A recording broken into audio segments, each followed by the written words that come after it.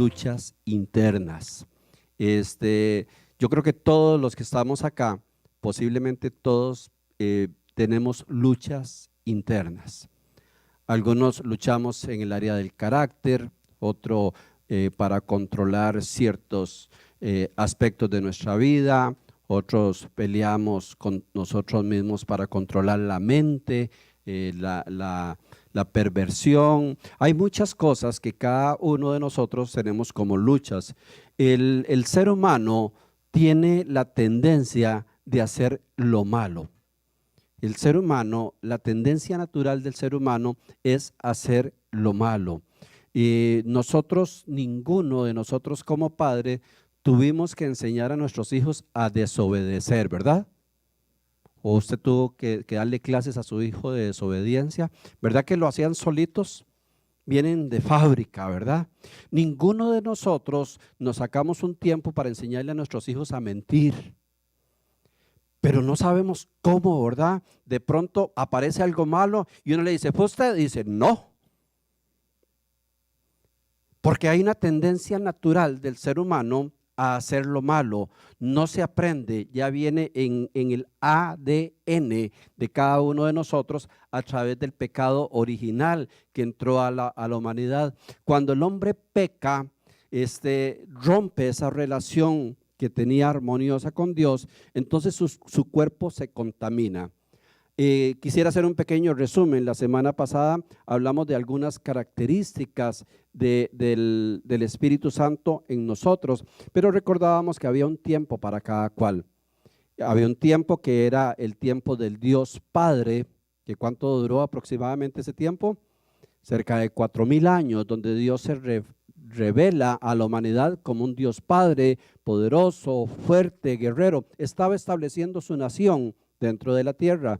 Durante 33 años, Dios se revela a la humanidad como Dios Hijo. Y es Jesucristo encarnado como una persona como usted y yo, la que está aquí en la tierra. Y durante 2017 años ha sido el tiempo del Espíritu Santo. Hablábamos que Dios es trino, Dios es una trinidad que está compuesta por 3 personas. Entonces, cada una de las personas ha estado un tiempo en supremacía en lo que es la relación del ser humano con Dios. Ha estado un tiempo, el tiempo del Padre, el tiempo del Hijo y del Espíritu Santo.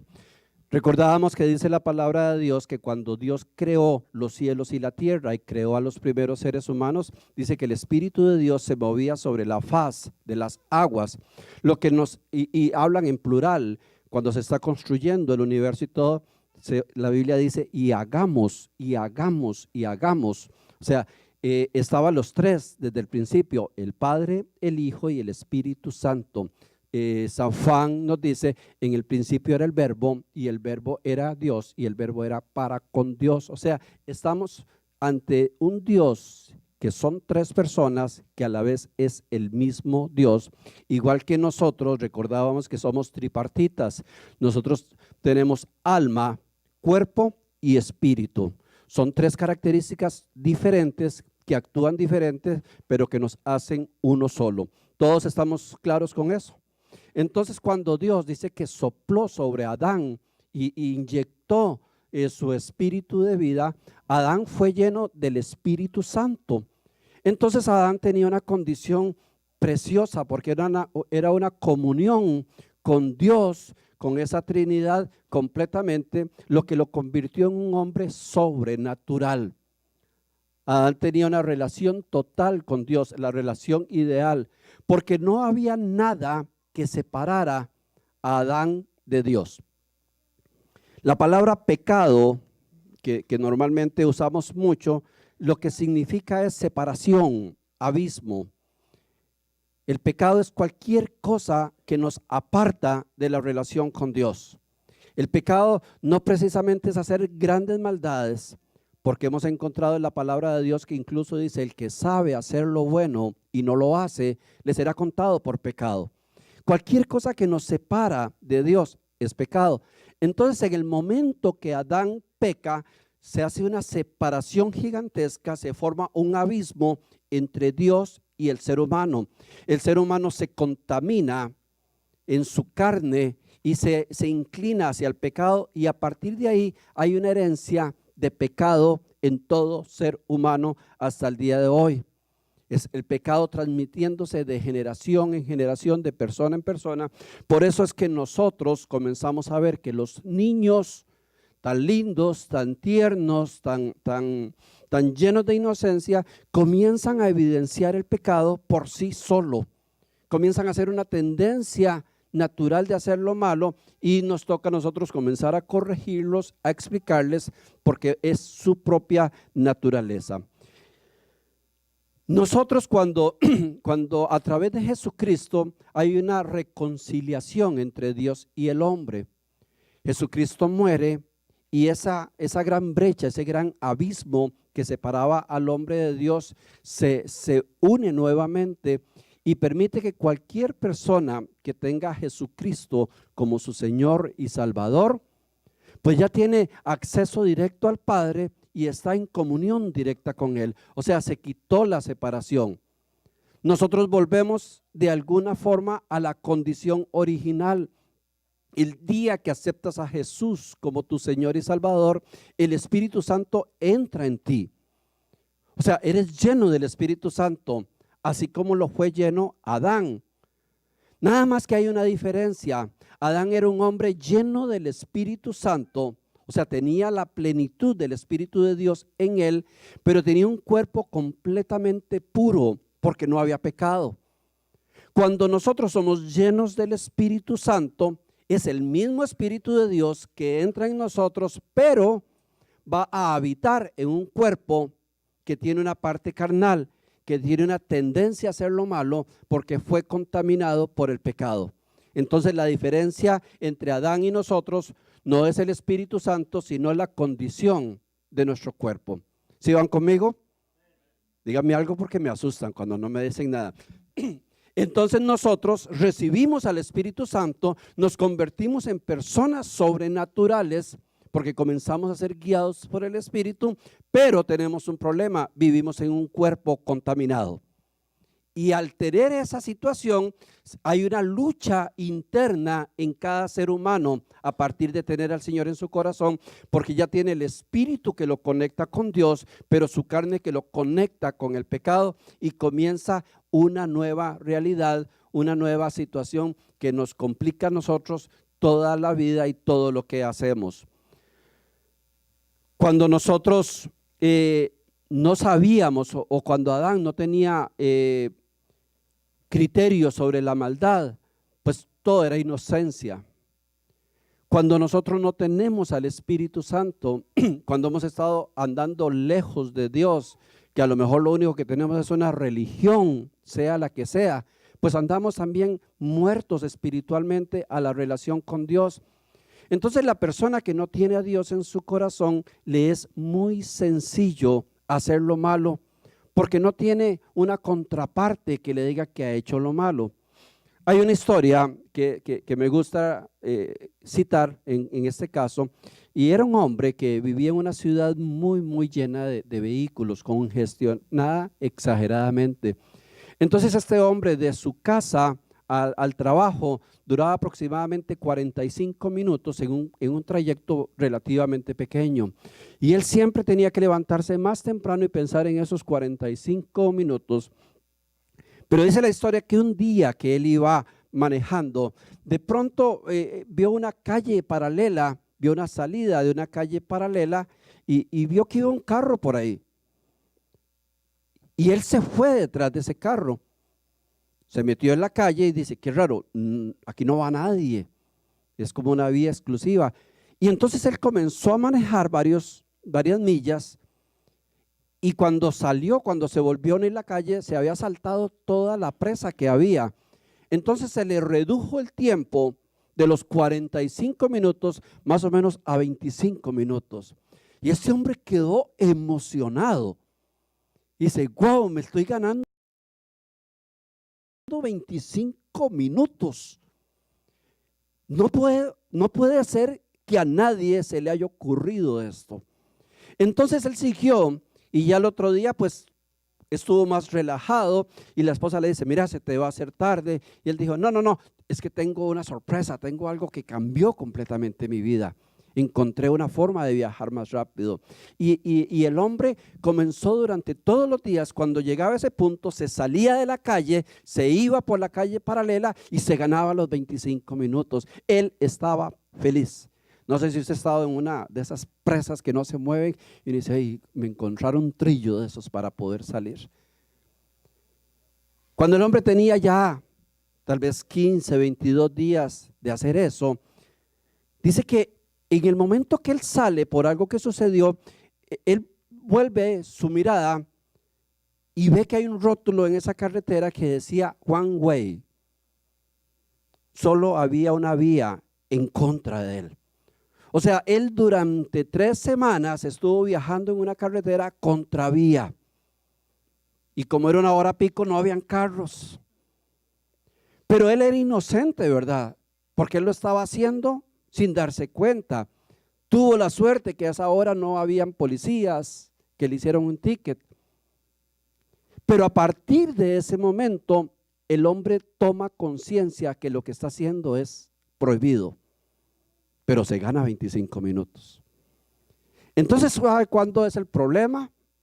Al otro día, cuando se levanta y dice,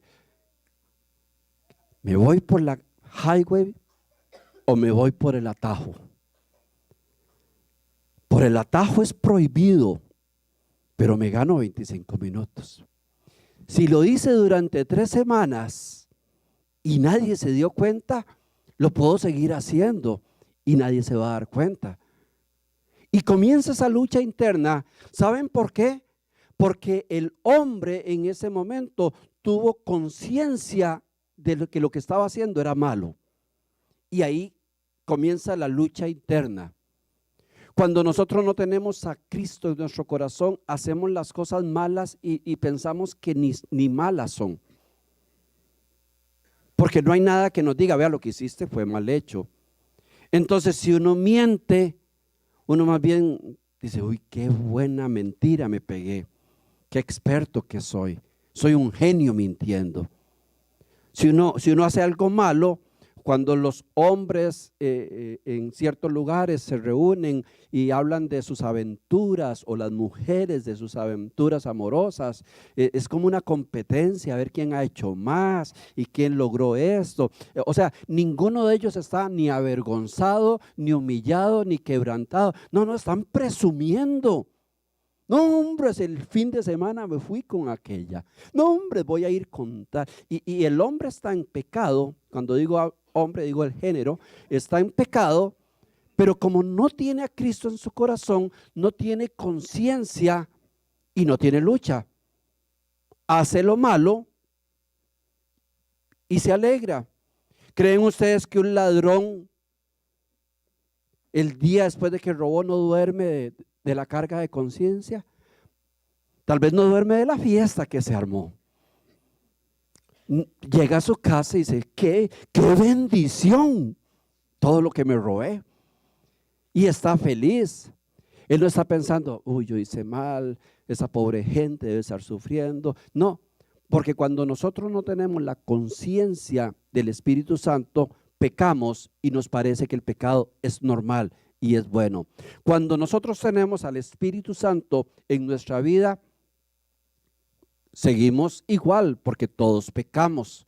Pero cada vez que pecas, o cada vez que yo peco, inmediatamente el Espíritu Santo redarguye y uno se siente mal por lo que hizo. ¿Cuántos pecan acá?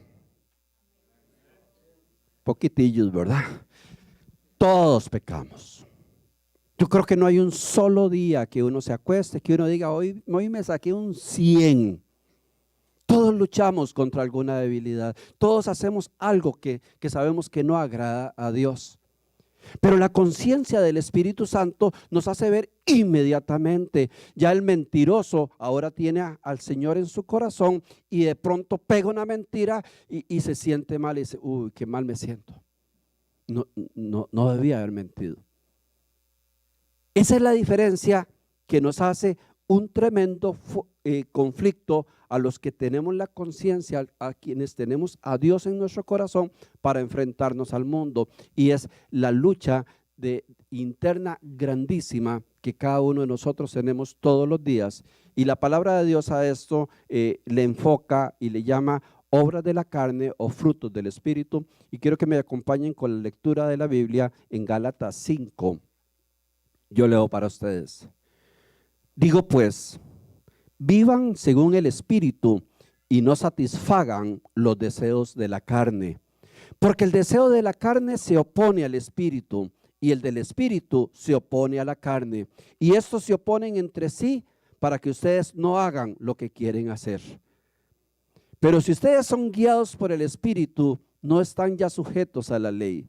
Las obras de la carne se manifiestan en adulterio, fornicación, inmundicia, lascivia, idolatría, hechicerías, enemistades, pleitos, celos, iras, contiendas, disensiones, herejías, envidias, homicidios, borracheras, orgías y cosas semejantes a esas. Acerca de ellas les advierto, como ya antes se los he dicho, que los que practican tales cosas no heredarán el reino de Dios. Pero el fruto del Espíritu es amor, gozo, paz, paciencia, benignidad, bondad, fe, mansedumbre, templanza. Contra tales cosas no hay ley. Los que son de Cristo han crucificado la carne con sus pasiones y deseos. Si vivimos por el Espíritu, vivamos también según el Espíritu.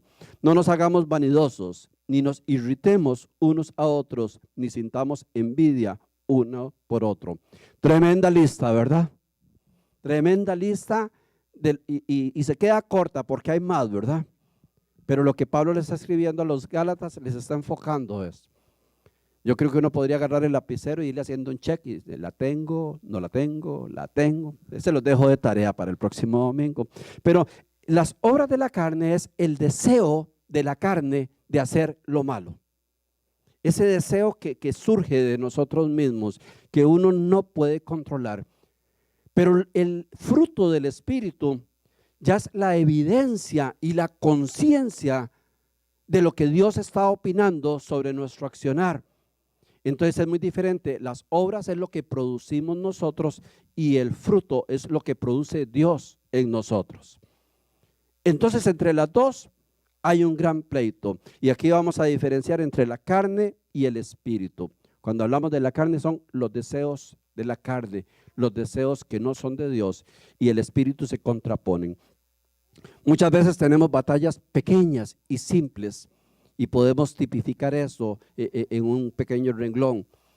A veces un domingo vamos a venir a la iglesia, sabemos que es un tiempo que nuestro espíritu lo necesita, pero está siendo mucho frío, están ganas de quedarse acostado, o tal vez juega el equipo de mi predilección, o pasa algo, y comienza una lucha interna.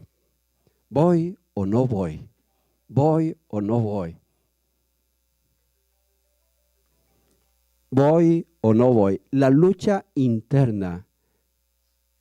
Yo no sé si ustedes la han tenido, pero yo sí. Lo que pasa es que yo soy el pastor y tengo que venir, ¿verdad? No puedo hacer otra cosa. Pero hay veces que uno se acuesta tan cansado o por cualquier situación, porque estuvo en el hospital, porque pasó cualquier circunstancia, y uno dice, qué ganas de no ir a la iglesia, pero mi espíritu lo necesita. Si alguien dice, es que yo no voy porque estaba muy cansado, vea, una parte es la carne y otra parte es el espíritu. Las obras de la carne son actos. Obras son actos que nosotros realizamos. Ahora que tenemos la conciencia de Dios, cada vez que nosotros actuamos de esta forma, estamos permitiéndole a nuestro cuerpo hacer cosas que ya sabemos que a Dios no le gustan que hagan. Cada uno tiene su lista. Cada uno sabe, porque no todos tenemos la misma debilidad. No todos calificamos para los mismos. Hay muchas personas que su parte del adulterio, de la fornicación, del sexo, de la perversión sexual es su debilidad. Pero hay otras personas que eso lo tienen sin cuidado y tal vez la debilidad son los malos negocios, los malos manejos. Otra persona tal vez no tiene ese problema, pero tal vez el chisme, la murmuración. Entonces cada uno tiene obras que quieren surgir, deseos que quieren surgir en nosotros. Entonces nosotros tenemos que hacer un análisis primero para saber cuáles son las obras de la carne que me dominan. Porque aquí entre este listado aparecen cosas que nosotros vemos como muy grandes. El adulterio es algo muy grande, el asesinato es algo muy grande, pero aparecen algunas que son más simples: pleitos, envidias, disensiones. O sea, cuando ya se nos habla como del carácter. Entonces hay personas que tienen una conciencia de Dios tan linda, pero un carácter que no está bajo el dominio de Dios. Andaba un hombre que iba a hacer una campaña, una cruzada, y era un evangelista, y andaban pegando rótulos para que la gente fuera a X lugar.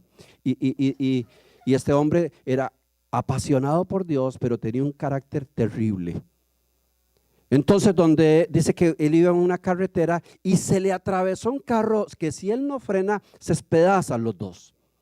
Y donde él medio paró, él se bajó del carro porque el otro carro se salió de la carretera. Y con tanto enojo, ¿verdad? Le dice: pedazo de burrito. Porque se acordó que andaba invitando a gente para el servicio. A veces nos quedamos con media palabra mala en la boca y gracias a Dios que no la terminamos, porque no controlamos nuestro carácter, porque no controlamos nuestro temperamento. El pleito, los celos, las pequeñas cosas que a veces creemos que es parte de nuestra personalidad, son obras de la carne, que hay que crucificar. Cuando ya nos pasamos al Espíritu, que vamos a ver que son los frutos del Espíritu, pero antes quiero hacer un paréntesis, porque hay frutos del Espíritu y hay manifestaciones del Espíritu, y que hoy por hoy están muy mezcladas y hasta muy complicadas. Vamos a dejar el fruto del Espíritu, pero quiero hacer un énfasis. ¿Qué son manifestaciones del Espíritu? Del Espíritu de Dios. Las manifestaciones del Espíritu de Dios son reacciones corporales que cualquier persona podría tener ante la presencia de Dios. Y eso es algo muy sublime, eso es algo muy grande y muy bonito. Usted puede estar en la presencia de Dios y de pronto sentir la presencia de Dios tan linda y comienza a llorar. Usted podría comenzar a reír del gozo, de alegría por la presencia de Dios. Tenemos casos donde la presencia de Dios hacía que la gente cayera. Pablo iba para Damasco, siendo Saulo, y le aparece el Hijo de Dios, la presencia de Dios, y él cae ante la presencia de Dios. A Jesucristo, cuando lo van a arrestar el día de la crucifixión, vienen los soldados romanos y preguntan: ¿quién es Jesús? Y Jesús da un paso adelante y dice: yo soy. Y con solo esa palabra dice que todos los soldados cayeron. O sea, el poder de Dios es tan grande que podría hacer que nosotros caigamos, que nosotros temblemos, que lloremos o que riamos o que hagamos cualquier cosa rara. Eso es normal dentro de la espiritualidad.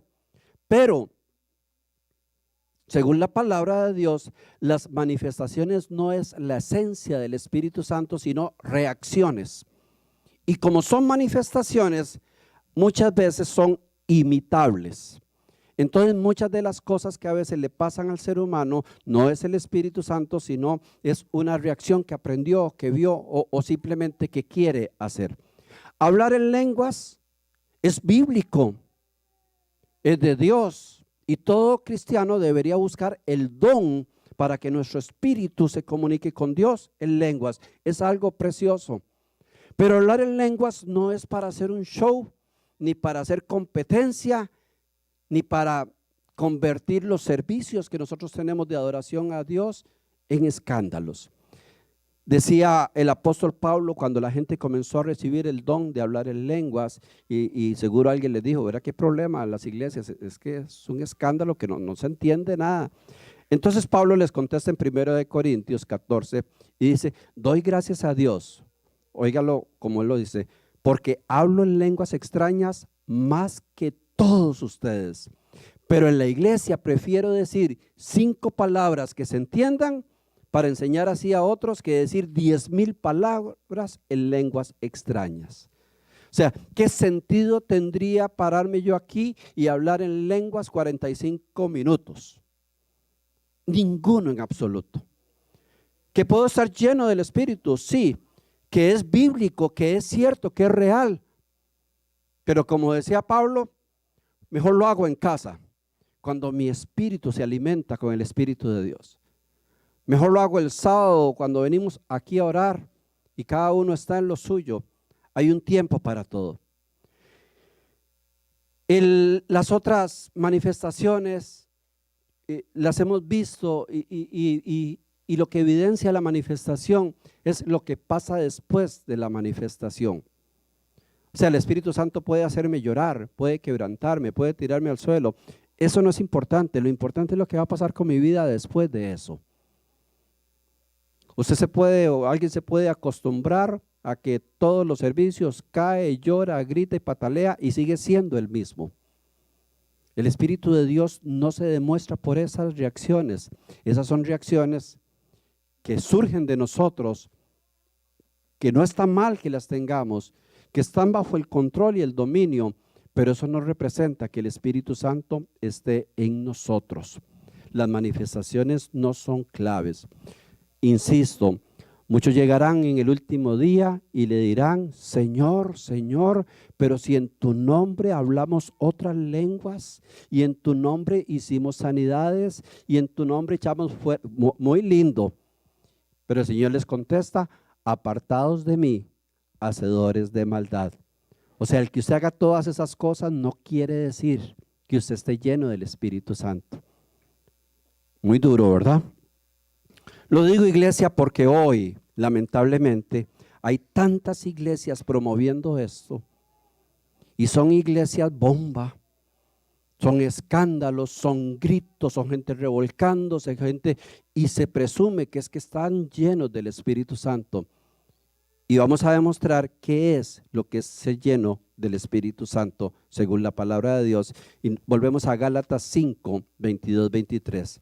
Dice, pero, después de que habló todas las cosas de los deseos de la carne, dice, pero el fruto del Espíritu es amor, gozo, paz, paciencia, benignidad, bondad, fe, mansedumbre y templanza. Quiero que entendamos esto. No dice los frutos del Espíritu, dice en singular el fruto. O sea, cuando el Espíritu Santo está en nosotros, se va a producir un fruto. Porque usted podría decir, si son frutos, tengo algunos y otros no. Pero el fruto del Espíritu tiene que concebirse y tiene que irse estableciendo de una manera integral. Todos conocemos las naranjas, ¿verdad? ¿O alguien no conoce las naranjas? Todos conocemos las naranjas. Y normalmente hemos probado naranjas de muchos tipos. Pero cuando yo hablo del fruto de la naranja, estoy hablando de un fruto que a la vez está compuesto por un montón de cosas. O sea, la naranja no es una sola parte. La naranja tiene la corteza, la cáscara, que la protege, ¿verdad? Que la protege cuando cae al suelo, que la protege que lo piquen animales, que la protege del sol, de la lluvia. Es la parte que supuestamente uno dice que no sirve, pero que era indispensable para que esa naranja se desarrollara. Después de la corteza hay una parte blanquita, ¿verdad? Intermedia, que es blando, que es suave, que es como un foam, algo así, ¿verdad?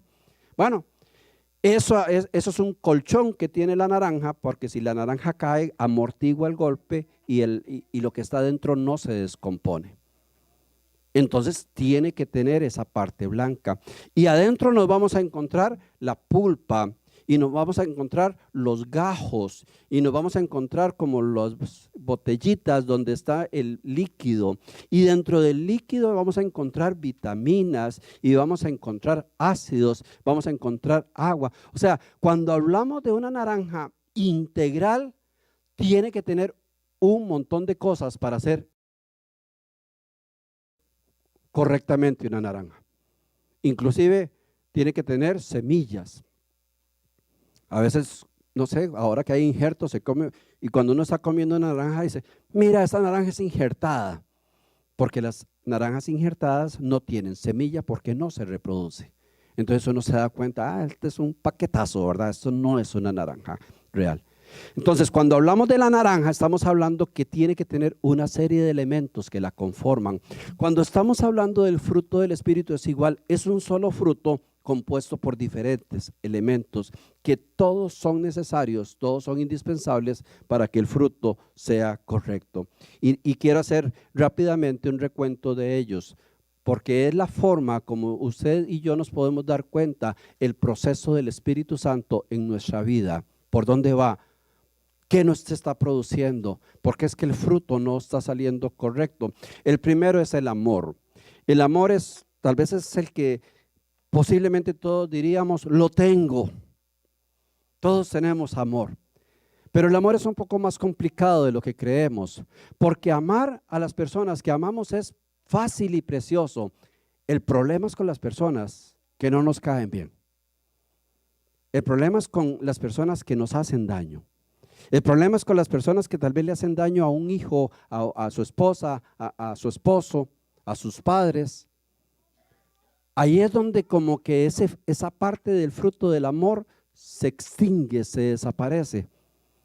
Yo puedo decir, no, es que yo amo a mis hijos, yo adoro a es que eso es fácil. El problema es amar a las personas que según nosotros no lo merecen. El amor es el sentimiento con el cual decidimos conectarnos favorablemente con quienes lo merecen y con quienes no lo merecen. Ama a tu prójimo como a ti mismo. El gozo es un sentimiento de complacencia y placer que no depende de las circunstancias, es constante.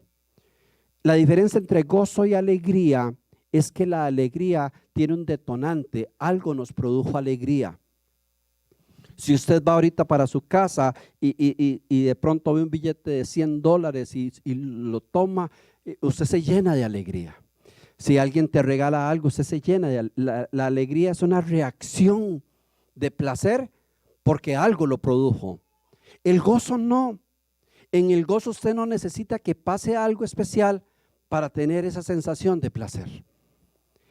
Por eso es que el gozo lo da Dios. Se llama el gozo del Señor. Cuando una persona tiene el gozo del Señor, puede estar pasando una tribulación y está tranquilo, está contenta. Yo conozco personas que tienen esta parte del fruto también, que uno dice, increíble, uno no se imagina que esta persona esté pasando por esas circunstancias. Es que anda contenta, es que anda bien. El gozo no depende de las circunstancias, depende de la seguridad de tener a Dios en nuestro corazón. Entonces, si las cosas salieron bien, qué alegría. Pero si las cosas salieron mal, qué gozo, qué sensación de placer saber que aunque esté todo mal, tengo un Dios que lo está permitiendo, y tengo un Dios que ya tiene la salida, y tengo un Dios que me va a levantar. Entonces eso me quita la amargura y se convierte en gozo. La paz es la tranquilidad placentera y real que nos permite estar quietos en momentos de angustia y de temor.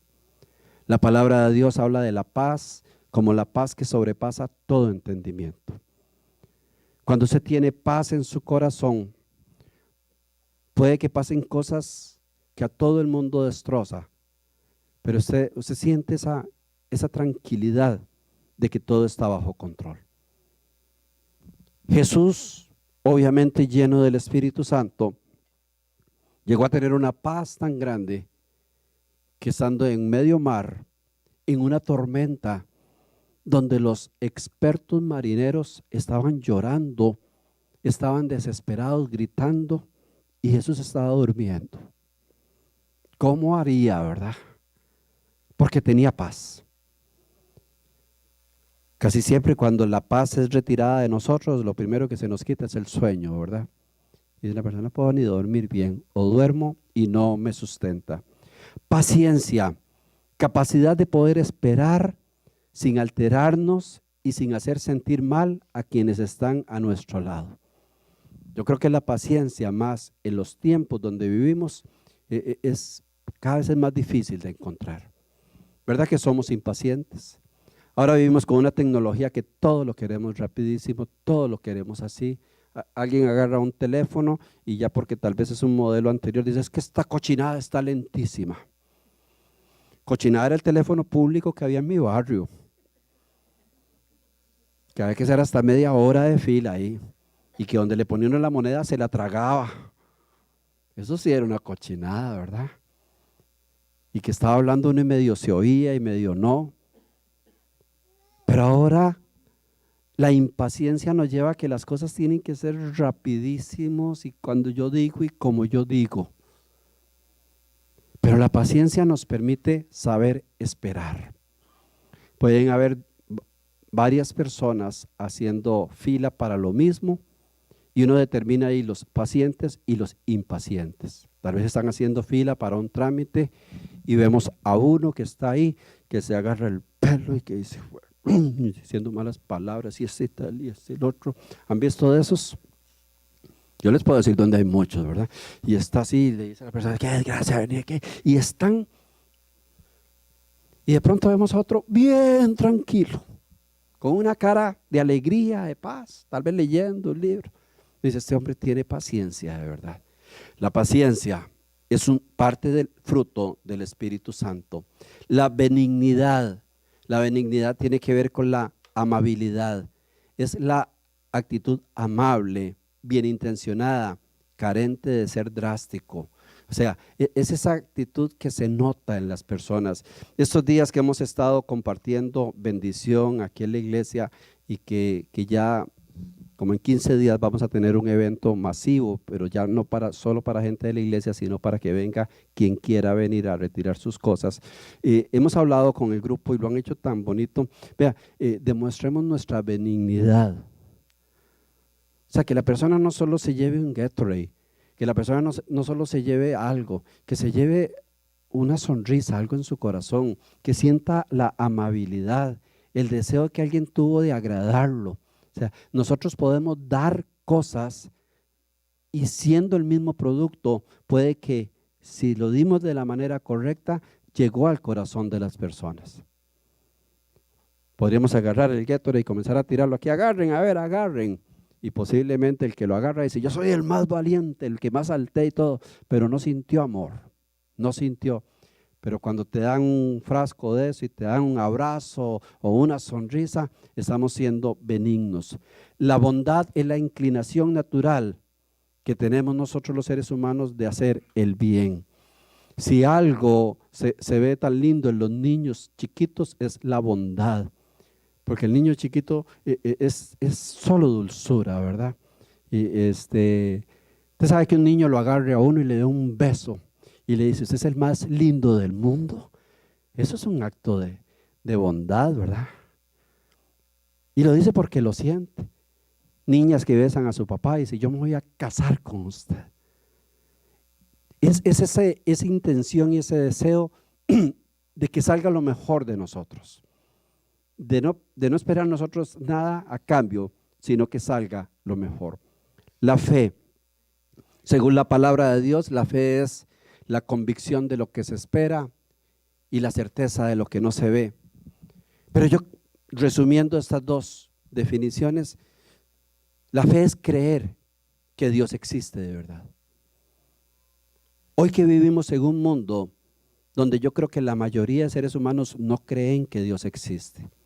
Y cuando hablo de esos, hablo de los que están dentro de las iglesias. ¿Por qué no creen que Dios existe? Porque actúan sin temor a Dios. Porque no les preocupa lo que Dios piense de sí mismo. porque están totalmente en un mundo como que Dios no existiera. Le decía yo a un compañero de trabajo hace muchos años, era del grupo mío y era igual de malo como era yo, y él me hablaba de Dios y le digo, es que usted no cree que Dios existe. Me dice, claro que sí, ve, y se sacaba un Cristo que tenía aquí, vea lo que yo voy a misa, yo hago esto. No, usted no, si usted creyera que Dios existe, usted no se comportaría así.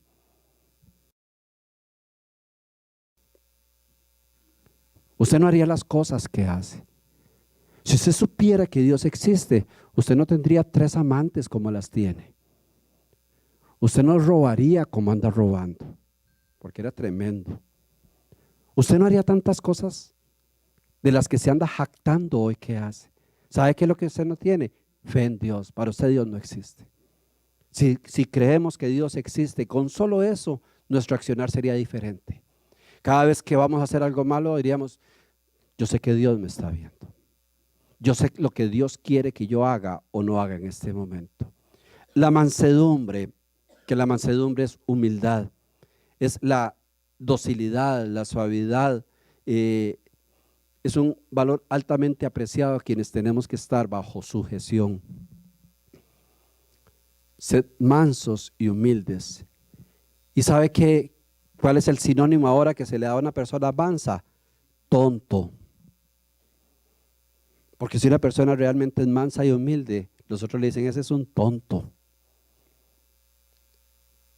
Porque si estás trabajando en algún lugar y ponen reglas que tal vez usted no entiende muy bien, pero usted dice, bueno, si las ponen hay que cumplirlas y punto. Entonces los otros compañeros dicen, ese sí es tonto, ¿verdad? Todo lo que le dicen lo hacen. El que no es manso se considera más inteligente que los demás. No, yo me bailo a mi jefe. El que no es manso se cree superior a los demás. La mansedumbre es difícil, porque es difícil someterse. Es difícil llegar a cualquier lugar y aceptar reglas que tal vez uno piensa que deberían estar mejor. Bueno, pues si aquí pusieron una línea y dice no traspase esta línea, el manso simplemente dice pues no se traspasa. Pero el vivazo comienza a decir, ¿y por qué no? Vea qué tiene de malo. ¿Por qué no así? ¿Por qué no así? Y comienza a dar explicaciones supuestamente porque tiene una inteligencia mayor del que puso la regla. Nunca se me olvida, mi hijo mayor trabajó en una empresa y siempre me llamó la atención que la hora de entrada, normalmente las horas de entrada de las empresas son horas en punto, ¿verdad? Entramos a las 7 o a las 8 o a las 9, pero en esa empresa el jefe había puesto que la entrada era a las 7:36. Rarísimo. Y había que marcar, había que ponchar la tarjeta a las 7:36. Y yo le decía a mi hijo, ¿y por qué? Nadie sabe, pero el que marca después tiene problemas con el jefe. Entonces uno comienza a pensar, ¿por qué le voy a hacer caso? ¿O a quién se le puede ocurrir si todo el mundo a las 7:30 o a las 8, pero 7:36? Bueno, pero si al dueño de la empresa le dio la gana poner eso, ¿qué hace un manso? Sujetarse. Y decir, pues a las 7:36 y punto, eso no se discute. El día que yo tenga acciones en esta empresa, lo cambio, pero ahora soy un empleado. Cuando nosotros venimos a la iglesia, nos sujetamos a cosas que tal vez no estamos acostumbrados en otras iglesias. ¿Y qué nos queda? Es que no, yo iba a una iglesia donde las cosas eran, bueno, pero esa era la iglesia donde ibas, ahora estás en esta, donde las cosas, entonces el manso se hace humilde y se hace obediente. Pero ahora a ese tipo de personas humildes y obedientes, la otra gente en burla le dice, es que ese es tonto, ese le hace caso a todo lo que le dice. Tampoco Dios quiere tontos, quiere mensos, pero sí quiere mansos, que seamos obedientes. Y la palabra de Dios nos enseña a sujetarnos a las autoridades. Y las autoridades es cualquier persona que esté por encima de mí. Yo vengo a trabajar aquí a veces en carpintería, aunque usted no lo crea. y con costo sé agarrar el martillo. Y cuando yo vengo a trabajar aquí, casi siempre con Severo, Severo es el jefe. Claro, ya después cuando estoy predicando me saco el clavo, ¿verdad? Pero él es el jefe. Y a veces yo tengo una idea y ni me escucha. Le digo, Severo, ¿por qué no? No, esto, pa, y ahí va. Ahí va. Y aprendo a someterme al que sabe, aunque uno tenga una posición en la iglesia. Ser mansos y humildes es fruto del Espíritu Santo y se cierra con lo que es templanza, que nos está hablando de carácter o de dominio propio, que es el que se haga que se cumpla todos los demás. Porque todas las obras de la carne están sujetas al carácter. Nos fortificamos en Dios, pero la voluntad y la decisión la tomamos nosotros. Y el carácter es ese poder de decisión que yo tengo para decir, ¿lo hago o no lo hago? El carácter no es la mala crianza. ¿Han visto una persona bien mal criada y dice, es que yo tengo un carácter fuertísimo? No, lo que tiene es un carácter muy débil, porque no se controla. No es que yo soy de un carácter que cuando a mí me alteran yo rompo silla. No, lo que tiene es un carácter tan débil que no controla su temperamento. ¿Sabe qué es carácter? Dominio propio. Saber que hay cosas que no puedo hacer, aunque quiero hacer. Las obras de la carne, decíamos ahora, los deseos de la carne son muy fuertes porque son costumbres que tenemos de toda la vida. Pero cuando tenemos dominio propio, podemos decir, yo sé que yo estoy deseando hacer esto, pero sé que no lo debo hacer. Saco mi carácter, me planto, tomo dominio propio, tengo esa templanza que da el Espíritu de Dios en mí y dejo de hacer lo que quería hacer. Yo creo que pecamos por falta de carácter. No pecamos porque no sabemos, porque sí sabemos lo bueno y lo malo. No pecamos muchas veces porque fuimos tentados. No, pues pecamos porque nos faltó el carácter. José, siendo seducido por una mujer y lo tenía prácticamente desnudo, y una mujer que era la esposa de su jefe y una mujer preciosa, tuvo el carácter tan fuerte de levantarse y salir corriendo.